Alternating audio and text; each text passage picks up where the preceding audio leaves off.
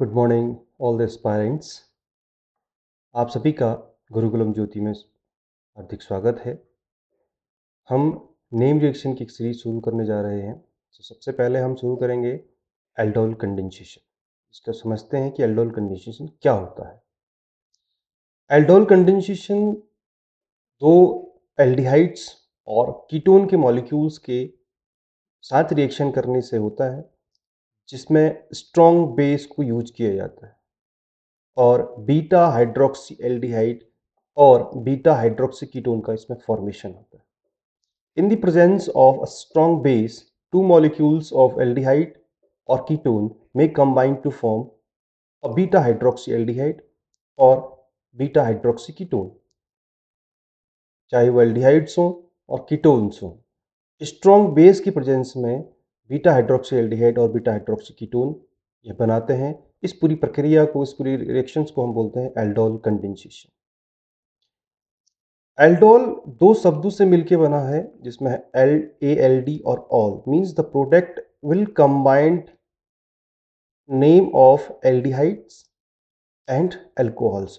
ओ L जो है वो अल्कोहल से लिया गया है और एल्डिहाइड का ए एल डी यहाँ पे लिया हुआ है और अल्कोहल का ओ एल यहाँ से लिया हुआ है, इसलिए इसका नाम है एल्डोल।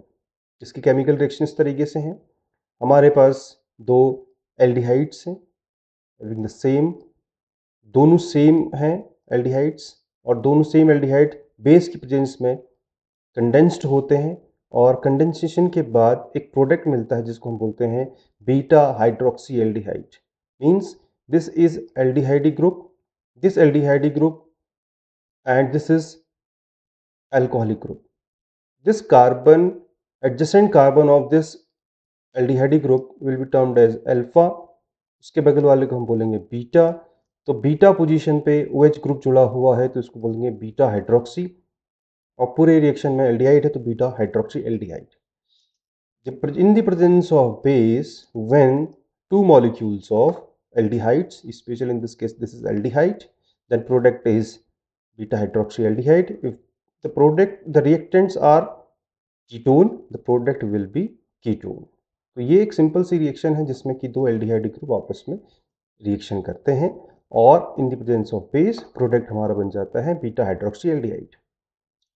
इसके कुछ एग्जाम्पल्स हमारे पास हैं। पहला एग्जाम्पल है, हमारे पास एसिटल्डिहाइड है। अगर एसिटल्डिहाइड अपने सेम मॉलिक्यूल के साथ NaOH की प्रेजेंस में जब रिएक्ट करता है तो एल्डोल मिलता है, हमें देखते हैं, हमें मिलता है एल्डोल, जो हमने देखा कि अगर एक अलग अलग कलर से हम इसको आइडेंटिफाई कर सकते हैं।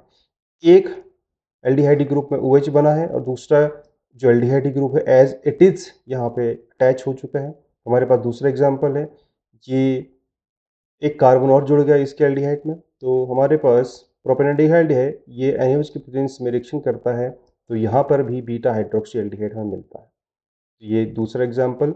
इसके बाद एक और एग्जाम्पल देखते हैं कीटोन का। इस कंडीशन में हमने देखा कि कीटोन है और कीटोन आपस में रिएक्शन कर रहा है in the presence of NaOH base, and we will get alpha is this, beta is this, तो बीटा हाइड्रोक्सी कीटोन, तो हमें बीटा हाइड्रोक्सी कीटोन या इसको बोलते हैं डाइस्टोन अल्कोहल हमें मिलेगा।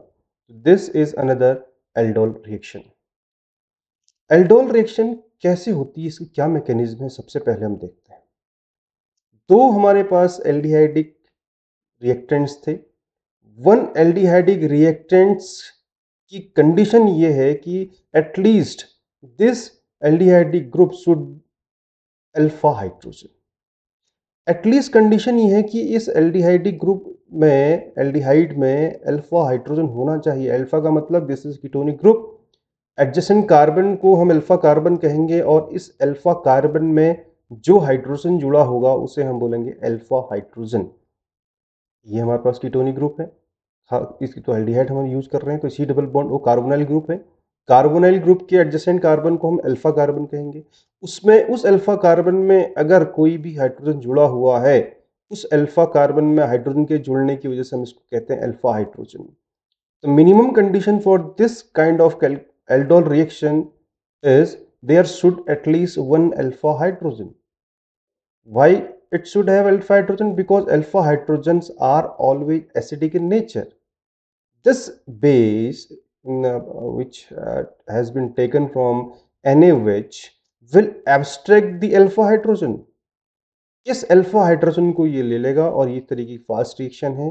This OH negative will abstract the alpha hydrogen forming the water molecule, and this carbon will get negative charge. This negative charge carbon will be termed as carbanion, but further after the resonance, this carbanion will turn into the enolate ion. And here enolate means oxygen के ऊपर negative charge आएगा, double bond है. This is the basic bone, that backbone of this mechanism, that the enolate formation is there. And enolate formation, being as a highly electron density center, will act and behave as a nucleophile now. Means ये क्या है, एक nucleophile यानी donor की तरह काम करेगा. और ये डोनर दूसरे जो हमारे पास एल्डिहाइड ग्रुप है वो, क्योंकि अब यहाँ पे इलेक्ट्रोफाइल की तरह बिहेव करेगा. और हम अगर देखते हैं इसकी इलेक्ट्रोनेगेटिविटी डिफरेंस की वजह से, तो this oxygen has a slightly negative charge, carbon has slightly positive charge. This carbon will show the electron deficiency center, and the extra electron at the carbon which has been derived from the elimination of the alpha hydrogen by the base. This carbon with extra electron will attack on the electrophile, क्योंकि ये acceptor है, ये electrophile की तरह behave कर रहा है. और जिन इनोलेट आयन है वो डोनर की तरह बिहेव कर रहा है. तो हमारे पास एक डोनर है और एक एक्सेप्टर है. Donor will donate its electron to the carbon which is electrophile and electron deficiency centre. Carbon पे इलेक्ट्रॉन अटैक करेगा, कार्बन कार्बन के साथ अटैचमेंट होगा. ऑक्सीजन अब में इलेक्ट्रॉन मूव करेंगे और ये ऑक्सीजन पे इलेक्ट्रॉन चले जाएंगे, इस पे नेगेटिव चार्ज ऑक्सीजन पे आ जाएगा. तो एक डोनर ने अटैक किया दूसरे कार्बोनाइल कंपाउंड जो कि हमारे पास एल्डिहाइड है उस पे, और इन दोनों के फ्यूजन से एक नया मॉलिक्यूल मिला. और उस नए मॉलिक्यूल में ऑक्सीजन के पास नेगेटिव चार्ज था. वो नेगेटिव चार्ज फास्ट रिएक्शन के थ्रू वाटर मॉलिक्यूल से H पॉजिटिव एब्स्ट्रैक्ट कर लेगा. Means this is the third step which is known as the abstraction of proton. This proton will be taken by the O negative at the last step from water molecule. Fast reaction है, इसमें ये molecule का O जो है वो H को abstract करके alcoholic group बना लेता है. तो this is the mechanism where we find out that there is an aldehyde group attached along with the alcoholic, and ultimately this is known as aldol. ALD for the aldehyde and OL all for alcohol. तो aldol हमारे पास product बना. Basically the most important thing and the main part of this reaction is the molecule should have at least one alpha hydrogen. One alpha hydrogen, at least एक alpha hydrogen होना चाहिए, क्योंकि ये alpha hydrogen acidic nature में होगा. अगर हम inductive effect की बेसिस पे देखें, this CO will abstract the electron density toward itself from CH3, और हम जानते हैं कि CH3+ I इफेक्टिव होता है. H जो है उसमें डिफिशियंसी रहेगी, क्योंकि C डबल बॉन्ड एब्स्ट्रैक्ट कर रहा है अपनी तरफ इलेक्ट्रॉन, तो यह H पॉजिटिव को आसानी से निकाला जा सकता है. इसलिए इस अल्फा हाइड्रोजन को हम बोलते हैं एसिडिक प्रोटॉन, और इसको निकालने के लिए हमारे पास OH है. और the most important thing, the formation of an enolate ion, and this n enolate ion will behave as a nucleophile and as a donor, which will attack on the another molecule of the aldehyde, at where the carbon behaves as an electron deficient center and as a acceptor as an electrophile. तो ये इसके mechanism की कुछ बातें हैं जो कि 3 step से होती हैं, और जो सेंटर स्टेप है ये सेंटर स्टेप स्लो स्टेप होता है. अब अगर हम बात करें कि इस मैकेनिज्म का हर्ट क्या है, most important thing is the donor and acceptor. Because जो डोनर है उसको समझना कि ये डोनर कौन सा होगा, और एक्सेप्टर, इन दोनों में से ये एक्सेप्टर पहचानना कि कार्बोनाइल कंपाउंड में एक्सेप्टर क्या होगा. तो ये इसका मुख्य बात यह है, हर्ट ऑफ द मैकेनिज्म है, जिसमें कि डोनर इनोलेट आयन होगा और एक्सेप्टर जो दूसरा मॉलिक्यूल है वो इलेक्ट्रोफाइल है और वो एज एक्सेप्टर बिहेव करेगा. एल्डोल कंडेंसेशन में दो तरीके की जो कार्बोनाइल पार्ट है वो दो तरीके का इसमें रोल प्ले करता है. क्या क्या प्ले करता है? It provides a site for the nucleophile attack by the enolate ion. पहले तो इनोलेट आयन बनेगा, उसके बाद उस इनोलेट आयन को अटैक करने के लिए एक साइट चाहिए जो कि इनोलेट आयन न्यूक्लियोफाइल की तरह बिहेव करता है। It makes the alpha hydrogen sufficiently acidic to enable the formation of reasonable concentrations of enolate ion. And अगर हम इसके दो कंडीशंस के बाद एल्डोल प्रोडक्ट्स को ध्यान से देखें तो इसमें इजीली इसका डिहाइड्रेशन हो सकता है और डिहाइड्रेशन के बाद यह अल्फा बीटा अनसैचुरेटेड एल्डिहाइड और कीटोन्स में कन्वर्ट हो जाता है। These products are often very easily dehydrated, yielding alpha beta unsaturated aldehyde or ketones. After dehydration, this alpha and beta unsaturated aldehyde and ketones are stabilized by resonance, providing a driving force for the dehydration. The condition is mean that there should at least the temperature applied on this kind of reaction. थोड़ा सा अगर हम heat up कर दें इसको तो ये dehydration बना देता है। When we talk about the formation of enolate ion, it is kinetically controlled reaction because at minus 78 degrees centigrade this molecule will be controlled by the kinetically tendencies. Kinetic tendency means kinetically controlled इसको कहते हैं। अगर ये temperature थोड़ा सा हम बढ़ा दें और इस कंडीशन में एल्डोल प्रोडक्शन होगा और वार्म करते हैं near about 5 degree centigrade and in comparison of this temperature this 5 degree centigrade is huge and the very warm condition. इस टेम्परेचर पे 5 डिग्री पर वाटर मॉलिक्यूल का एलिमिनेशन हो जाता है। वाटर मॉलिक्यूल के एलिमिनेशन से अल्फा और बीटा पोजीशन पे एक डबल बॉन्ड आ जाता है तो इसका नाम आता है alpha beta unsaturated means double bond is there aldehyde which is commonly known as here in this particular case it is croton aldehyde. तो डिहाइड्रेशन एल्डोल प्रोडक्ट का आसानी से हो सकता है but condition is this there should at least high temperature, it is warm. तो dilute HCl की condition में भी हम इसको कर सकते हैं। तो डिहाइड्रेशन वाटर मॉलिक्यूल का हो जाता है और वाटर मॉलिक्यूल निकलने के बाद ये एक ऐसा सिस्टम बनाता है जो कि रिजोनेंस की कंडीशन से स्टेबलाइज होता है और इसी स्टेबल प्रोडक्ट को फाइंड आउट करने के लिए इसको एक ड्राइविंग फोर्स मिलता है कि the water molecule can be eliminated. Now we have another example here और जहां पर हम देखते हैं कि जो आयोडीन हमने लिया है iodine is sufficiently less as strong acid which brings about the dehydration here and we have the water molecule elimination from this aldol ketone condition ketone था हमारे पास और मेसिटाइल ऑक्साइड का प्रोडक्शन होता है और ये मेसिटाइल ऑक्साइड रिजोनेंस के basis पे स्टेबलाइज होता है। This is the another example for dehydration of aldol products. Now if you find out the mechanism for the dehydration it always follow the even elimination reaction and the dehydration happens because the product is conjugated that is resonance stabilized। और ये exam में बड़ा पूछा जाता है कि जो हमारे पास एल्डोल कंडेंसेशन है उसका डिहाइड्रेशन किस मैकेनिज्म को फॉलो करता है तो definitely it is even elimination and we have the dehydrated product which is resonance stabilized by the resonance। हम यहाँ देख पा रहे हैं ऑक्सीजन पर इलेक्ट्रॉन चला गया और इसका इलेक्ट्रॉन का जो पाई इलेक्ट्रॉन का डिलोकलाइजेशन हमारे सामने दिख रहा है।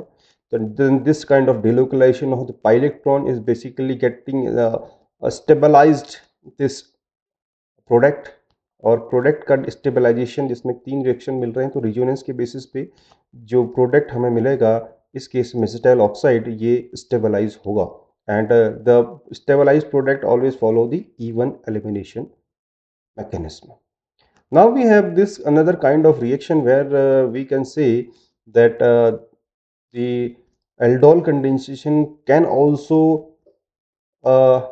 followed by like this वे कि एक ही हमारे पास इंट्रामोलिकुलर हो और उस इंट्रामोलिकुलर में अल्फा पोजीशन पे हाइड्रोजन है तो अल्फा हाइड्रोजन होने से ये एक्सेप्टर भी बिहेव करेगा। ये तो डोनर है, डोनर की तरह बिहेव करेगा और एक्सेप्टर की तरह बिहेव करेगा। तो ये कार्बन यहाँ से सीधे अटैक करेगा इस डिफिशिएंट कार्बन में अगर हम इसको अल्फा हाइड्रोजन कंसिडर किया है। Then finally the product is ring produced और इसमें साइक्लोपेंटीन हमारे पास बना है alpha beta unsaturated cyclopentene product बना है इसमें तो अल्फा बीटा अनसैचुरेटेड है और ये साइक्लो कार्बोनाइल कंपाउंड हमें मिलेगा इसका प्रोडक्ट। अगर हम सिंथेसिस करें इस प्रोडक्ट को तो हम ये प्रोडक्ट कैसे बनेगा, अगर इसका रिएक्टेंट हम देखेंगे तो definitely this bond is produced by the aldol condensation and followed by dehydration, क्योंकि कंडेंसेशन उसे ही कहते हैं कि when the addition is followed by the dehydration or the addition is followed by the elimination. Condensation की definition में ही यही है। Now if we talk about the another aspect of aldol condensation, that is a cross aldol condensation, तो इसमें क्या होता है देखते हैं। इसमें दो डिफरेंट एल्डिहाइड्स या कीटोन को आपस में रिएक्ट कराया जाता है in the presence of base. if we have one aldehyde is this, another aldehyde is a different one from the previous, then we have these kind of products। यहाँ पर हमें अलग अलग प्रोडक्ट मिलता है क्योंकि टेंडेंसी में ये है कि this can also behave as a enolate formation. यहाँ पर भी इनोलेट फॉर्मेशन हो सकती है। अगर ये इनोलेट फॉर्मेशन करेगा तो ये डोनर होगा, ये एक्सेप्टर आ जाएगा उस केस में, और ये अगर एक्सेप्टर है तो ये डोनर की तरह बिहेव करेगा। इसलिए इस कंडीशन में इतने सारे प्रोडक्ट्स बनते हैं एल्डोल कंडेंसेशन में। क्रॉस्ड एल्डोल जब दोनों रिएक्टेंट्स डिफरेंट डिफरेंट हों, ये हमारे पास है एग्जाम्पल इसका हमारे पास है। ये मोस्ट इंपोर्टेंट थिंग है, बात है हमारे पास कि if both carbonyl compounds have alpha hydrogen, दोनों टेंडेंसीज में अगर अल्फा हाइड्रोजन दोनों कार्बोनाइल कंपाउंड्स में है, then we can not control which is the donor and which is acceptor. तो एकदम से हम बता नहीं पाते हैं कि ये क्या हो सकता है, डोनर कौन सा होगा और एक्सेप्टर कौन सा होगा। But if we choose one carbonyl compound that does not have alpha hydrogen, तो इसका मतलब है सीधे सीधे जिसमें अल्फा हाइड्रोजन नहीं है वो अपने आप ही एक्सेप्टर की तरह बिहेव करेगा। But adding a donor to a dilute solution of the acceptor, we can control the reaction which gives only one product. Here we have an example.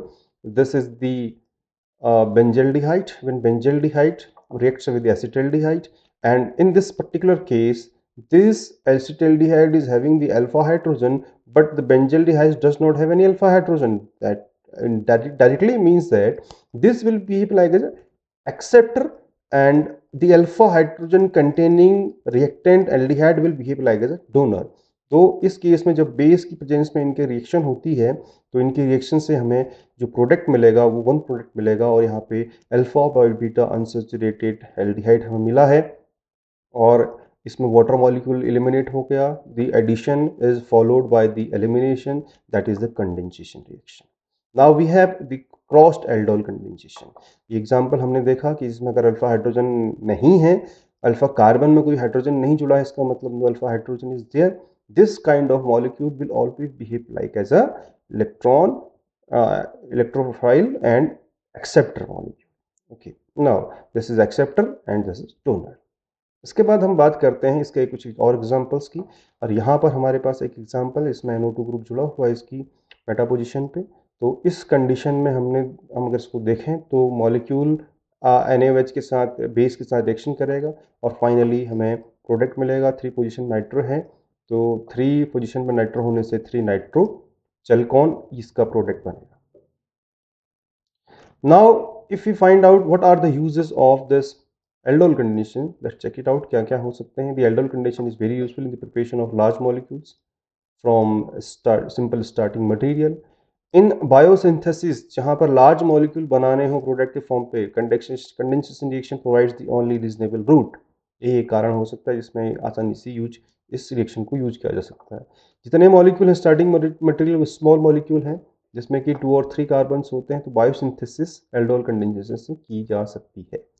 कुछ जनरल टेंडेंसीज यहाँ पे देखने वाली बात है, these are very important for the aspirant for the GATE and NET and CSIR examinations for chemical sciences। क्या हो सकते हैं? In general, the reaction of an aldehyde with a ketone is synthetically useful even if both reactants can form an enol। अगर हमारे पास है कि दोनों enol बना सकते हैं तो alpha carbon of the ketone usually adds to the carbonyl group to the aldehyde. तो हमेशा जो कीटोन होता है वो थोड़ा सा रेडी होता है, इजीली अल्फा हाइड्रोजन निकाल लेता है वो, इसलिए वो इनोलेट की तरह बिहेव करता है। The opposite case, the addition of the alpha carbon to an aldehyde to the carbonyl group of a ketone. वो कैसे पता चलेगा कि इसका अपोजिट कंडीशन है कि ketone as a enolate behave नहीं करेगा?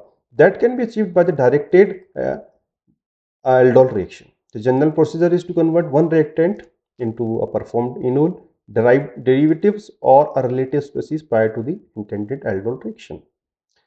अगर हम बात करते हैं एल्डिहाइड और कीटोन को इनोलेट में कन्वर्ट करने के लिए, we can use lithium diisopropyl amide, जिसको एलडीए हम बोलते हैं, and that is taken as temperature 70 -70 degree और sometimes it is -78 degree centigrade. तो ये जो हमारे पास एल्डोल और कीटोन, हमारे पास एल्डिहाइड और कीटोन है, इस पूरी टेंडेंसी में ये क्या काम करता है? इनोलेट का फॉर्मेशन करता है। और इनोलेट का फॉर्मेशन जो है वो फाइनली इसके अल्फा पोजीशन से हाइड्रोजन को एब्स्ट्रैक्ट कर लेता है और अल्फा पोजीशन पे नेगेटिव चार्ज बना देता है, जो कि इनोलेट की तरह बिहेव करता है, और finally it turns into a product that is known as aldol. क्योंकि ये एल्डोल तक रोक लेगा, टेम्परेचर हमारे पास काफ़ी कम है, तो it is kinetically controlled reaction. Now we have, by using the directed aldol reaction, unsymmetrical ketones can be made to react regioselectively. After the conversion into an appropriate enol derivative, हमारे पास example इस हम क्या लेते हैं? Tri methyl silyl enol ether लेते हैं, जो कि इनोल डेरिवेटिव है। The ketone reacts at the desired alpha carbon. तो वो क्या करता है? तो जो अल्फा कार्बन है उस पर वो अटैक करता है। तो हमारे पास एग्जाम्पल है, इसमें हमने trimethyl silyl enol as a ether लिया हुआ है। तो ये क्या काम करेगा? ये इस के इनोलेट का फॉर्मेशन करता है और इनोलेट फर्दर एसीटोन के साथ रिएक्शन करेगा या कीटोन के साथ रिएक्शन करेगा, और उसके उस पोजीशन इलेक्ट्रोफाइल जो कि एक्सेप्टर है उस पर अटैक करके एक प्रोडक्ट देता है, जिसको हम नाम देते हैं एल्डोल, और जो इस तरीके से फॉलो होगा। This is the reaction where we have enol derivative, there is trimethylsilyl ether. Now, the most important factor and part of the aldol condensation is its stereochemistry. This is the most important section for CSIR net aspirant and gate aspirant, and especially for who are preparing for JAM examination. Now, what is the impact? वो क्या है? That is stereochemical outcome. How we can predict that the stereochemistry of molecule क्या होगी? कैसे हम इसको predict कर सकते हैं? तो हमारे पास ये देखने के लिए बात है कि अगर रिएक्शन में दो न्यू कायरल सेंटर्स हैं जो बन रहे हैं, क्योंकि एक में एल्डिहाइड जुड़ रहा है और दूसरे में अल्कोहल बन रहा है, तो 10 टू डायस्टेरोमिक पेयर्स ऑफ द इनएंशियोमर्स, अगर दो कायरल सेंटर बन रहे हैं तो हमारे पास दो डायस्टेरोमेरिक पेयर्स इनएंशियोमर्स के होंगे। एक ये तो हो सकता है सिन, जिसको हम एंड हो सकता है, और यह हो सकता है सिन यानी सिमेट्रिकल सिन जिसको बोलते हैं, जिसको हम इरेथ्रियो भी बोलते हैं, या दूसरा हो सकता है एंटी, जिसको थ्रियो थ्रियो भी बोल सकते हैं। Means two pair can form after the formation of the product because two different chiral centers, two new chiral centers are going to prepare and create after the product formation. कैसे हमारे पास है कि एक product बन सकता है सिन या इरिथ्रियो जिसको बोलते हैं, means the OH that has produced and the alkyl group, especially in this particular the hydrogen is there, alkyl group, or sometimes it is hydrogen. These group are in same direction, whether it is above the plane and below the plane, then it is known as syn or erythrio. दूसरा हमारे पास है one is below the plane and another one is above the plane because two chiral centers are produced after the product formation. जब product बनेगा तो दो हमारे पास नए centre मिलेंगे जो कि कायरल सेंटर होंगे। अब दोनों कायरल सेंटर के बेसिस पे हम इसकी स्टीरियोकेमिस्ट्री देख सकते हैं कि एक कंडीशन में क्या होगा, दोनों सेम साइड होंगे, अबव द प्लेन होंगे या बिलो द प्लेन होंगे, और एंटी और थ्रियो में होगा एक अबव द प्लेन, एक बिलो द प्लेन होगा, एक अबव द प्लेन होगा, और यहाँ पर एक अबव द प्लेन होगा और एक बिलो द प्लेन होगा। Means the stereochemistry is this that the product is syn और एंटी, मीन्स इरिथ्रियो और थ्रियो। तो ये प्रेडिक्ट करना बहुत ज़रूरी है कि प्रोडक्ट की स्टीरियोकेमिस्ट्री क्या होगी, इरिथ्रियो होगा या थ्री होगा। Now let's check it out. The enantiomers are obtained as a racemic mixture if no asymmetric induction becomes effective. The ratio of diastereomers depends on the structural features of the reactant as well as the reaction condition as outlined in the following. By using the properly substituted performed enolates depending upon the enolates, the diastereoselectivity of the aldol can be controlled. अब सबसे बड़ी बात यह है कि enolate कैसा बना है। यह इनोलेट ही प्रेडिक्ट करेगा कि प्रोडक्ट इरिथ्रो बनेगा कि थ्रियो बनेगा, सिन बनेगा कि एंटी बनेगा। तो ऐसे इनोलेट को हम सबसे पहले आइडेंटिफाई करेंगे कि वो इनोलेट ई है कि जेड कॉन्फ़िगरेशन का। ई का मतलब इंटरगेगन होता है और जो कि अपोजिट के बारे में बताता है, और जेड का मतलब जुस्सामेन हम इसको बोलते हैं। तो जुस्सामेन का मतलब है कि ये तो सेम साइड है, जुस्सामेन together at the carbon carbon double bond. और जेड इनोलेट अगर होगा तो सिन प्रोडक्ट बनेगा, और अगर ई इनोलेट होगा तो product is always anti product. Means one is threo, another one is erythro. Erythro और थ्रियो दो प्रोडक्ट बनेंगे, और डिपेंड करता है कि उसका रिएक्टेंट की स्टीरियोकेमिस्ट्री क्या होगी। बहुत सिंपल है, बहुत इंपॉर्टेंट भी है कि जेड इनोलेट अगर बनता है तो प्रोडक्ट सिन होगा। अब इससे पहले हमने लेक्चर में देखा था कि सिन का मतलब क्या है, इरिथ्रियो है। अगर जेड प्रोडक्ट इनोलेट होता है जेसम एंड टुगेदर, यानी दोनों कंडीशन सेम होंगी ऑफ द प्लेन और below the plane. Now we have the another aspect, और ख़ास तौर पे इसी को हम समझेंगे कि स्टीरियोकेमिकल आउटकम जो है वो इसके ट्रांजिशन स्टेट के ऊपर डिपेंड करेगा। हमारे पास कुछ रिएक्शंस यहाँ दिख रही हैं, और ये हमारे पास एक इनोलेट है। इनोलेट फॉर्मेशन के लिए अप्लाई हो पाएगा, और ये हमारे पास एल्डिहाइड कंडीशन से एक इनोलेट बनेगा। अगर उस इनोलेट में हमारे सामने जो OH का फॉर्मेशन है, वो OH का फॉर्मेशन और R का जो फॉर्मेशन जो R उसमें अटैच हो रहा है फर्दर, अगर उस कंडीशन में जो इनोलेट बनेगा, अगर वो इनोलेट जेड है, जेड इनोलेट हमेशा हमें इरिथ्रियो और थ्रियो प्रोडक्ट बनेगा, और डिपेंड करता है कि उसकी जो ट्रांजिशन स्टेट है वो क्या है। ये ट्रांजिशन स्टेट आप देख रहे हैं इसमें, इस ट्रांजिशन स्टेट में हमारे सामने दिखाई दे रहा है कि ये जो रिएक्शन होगी ये कौन सी होती है, ई की रिएक्शन है, जेड वाली रिएक्शन है, सॉरी। तो ई वाले में ये बनाएगा थ्रियो और एंटी, और जेड वाले में ये बनाएगा सिन और erythro. Now we have the anti, और यहाँ पर हमने देखा था कि हाइड्रोजन जो है और आर, देखो दो कंडीशंस यहाँ पे दिखाई दी थी। हम अगर हम इसको कंपेयर करते हैं, और कंपैरिजन हमारे पास सबसे पहले आता है कि ये जो आर की टेंडेंसी, R3 की टेंडेंसी थी, अगर दोनों एक्सियल पोजीशन पे होंगे, इन दोनों की पोजीशन क्या है, एक्सियल पोजीशन है। और एक्सियल पोजीशंस का जो ट्रांजिशन स्टेट होगी वो प्रोडक्ट हमारे हमेशा थ्रियो बनेगा एक्सियल पोजीशन पे, अगर आर ग्रुप्स होंगे। और अगर ये इक्वेटोरियल पोजीशंस पे आ गया एक आर, एक एंटी आ गया पूरा, means one R is at axial position, another R is at equatorial position. तो इन पर्टिकुलर केसेस में दोनों जो जो फाइनल प्रोडक्ट बनेगा वो प्रोडक्ट बनेगा एंटी प्रोडक्ट, और जिसको हम बोलेंगे threo. This is the aspect where the product prediction for the product can be taken with this transition state system. Now, हमारे पास एक और एग्जांपल है जिसको हम थर्मोडायनेमिकली कंट्रोल कह सकते हैं या देख सकते हैं। ये कंबाइंड फॉर्म पे है हमारे पास, under conditions which allow for the equilibrium thermodynamically controlled conditions है।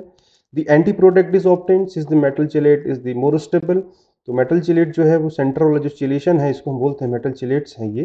तो ये अगर जो स्टेबल होगा उसी अकॉर्डिंगली ये प्रोडक्ट फेवर करेगा कि इक्वेटोरियल पोजीशन को ज़्यादा फेवर करता है। तो ये हमारे पास सिन बनेगा इरिथ्रियो, और दूसरा बनेगा anti. This is the example for the stereochemistry of aldol condensation.